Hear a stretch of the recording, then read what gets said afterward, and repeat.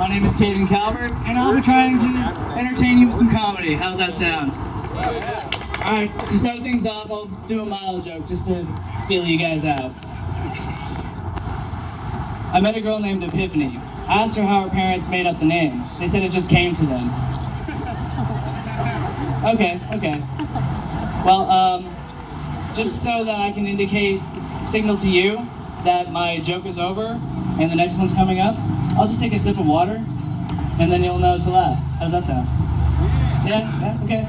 We're going to try with this joke. You know, I wonder if I walk into a pizza place and order delivery, do you think they'd give me a ride home?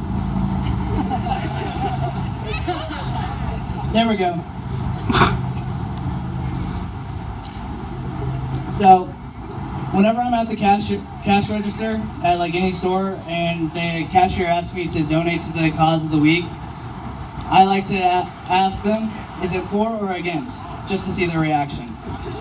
For example, I'm against cancer, but I'm for the research to, cure it.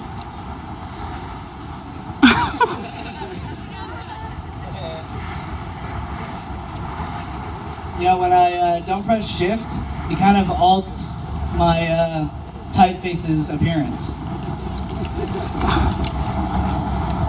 All right. Good crowd. So, I have a friend.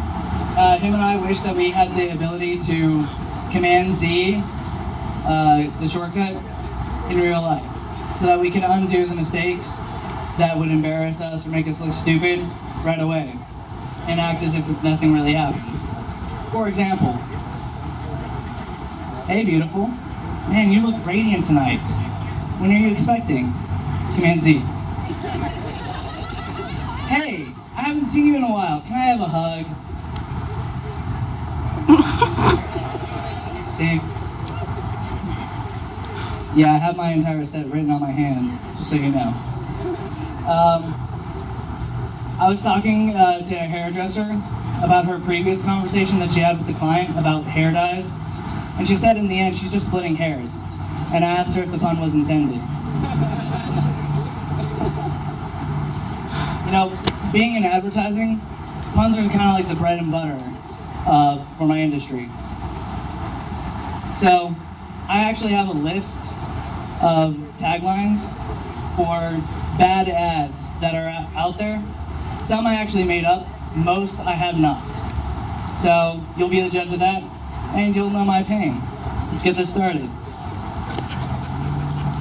I'm not selling fake estate. Realtor.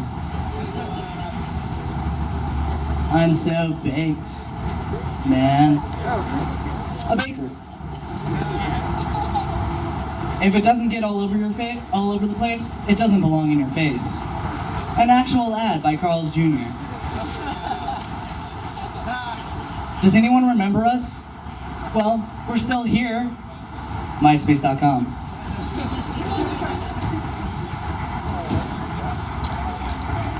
Better than nothing. An actual ad from the brand Handjob working gloves. Good luck. An actual airline. The more you play with it, the harder it gets. An actual ad from Sega.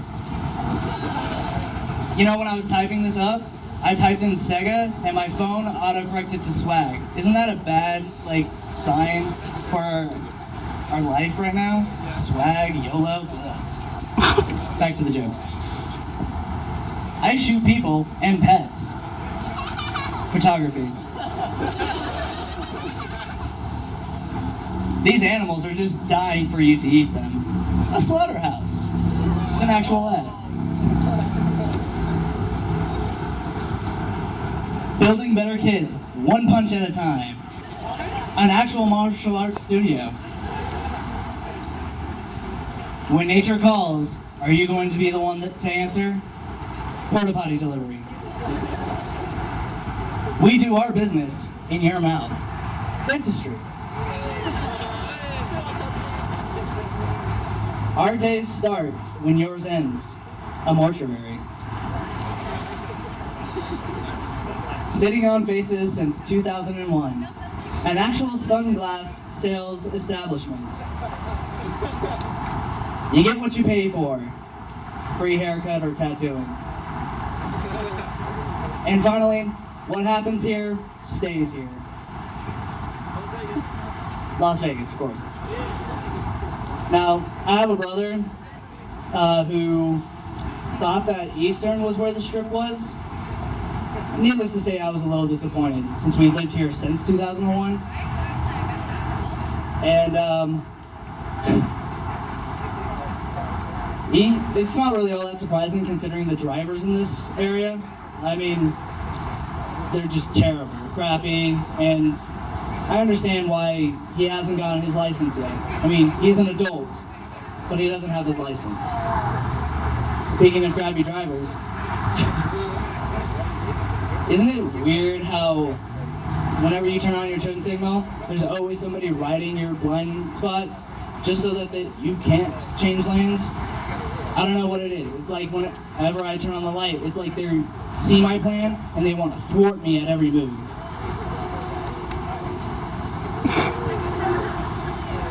Refreshing.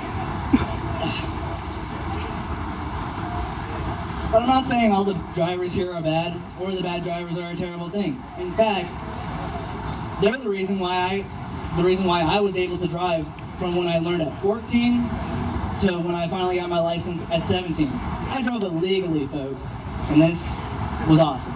I mean, I snuck out of the house to see my girlfriend across town. I hung out with my friends joyriding, and never got into any serious trouble. And by serious trouble, I mean that I didn't get arrested at that time. So, I did get pulled over once, and that is a great story that I will tell you right now. I'm driving down the street towards Hollywood Video to return Shrek 3, just so that you have an idea of when this story took place. I'm driving down the street, I run through a yellow light, and there was a cop just stopped at the intersection. He pulled out, started following me, and he didn't turn on his lights until I parked the car and turned it off. He comes to the window with the flashlight just right in my face, and all I could see was a smile on his.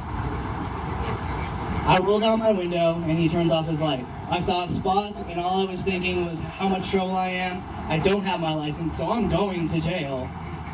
And how am I going to return this video?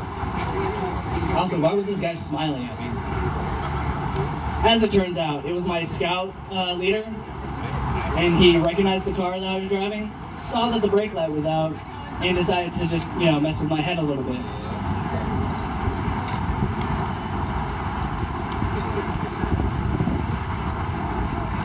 All right, you guys are great.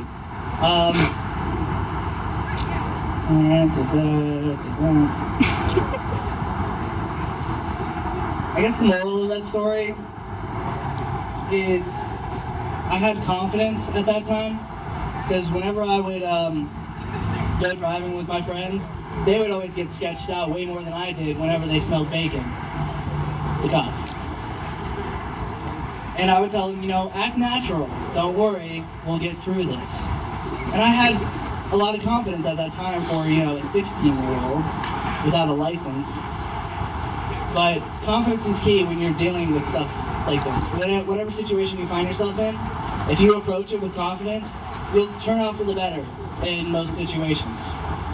And it actually takes a lot of confidence in me to be able to stand here on stage, because I've got terrible stage fright. I've had this since as long as I can remember. But through practice and being able to do this again, I haven't done stand-up for 5 years now. And I'm not going to get real with everybody and just bum you out, but if you want to know more about my story, we can meet after the show and swap tales. Back to the jokes. So I was once told that I had the voice to be a DJ on the radio. And I'm like, well, I got the body to go with it.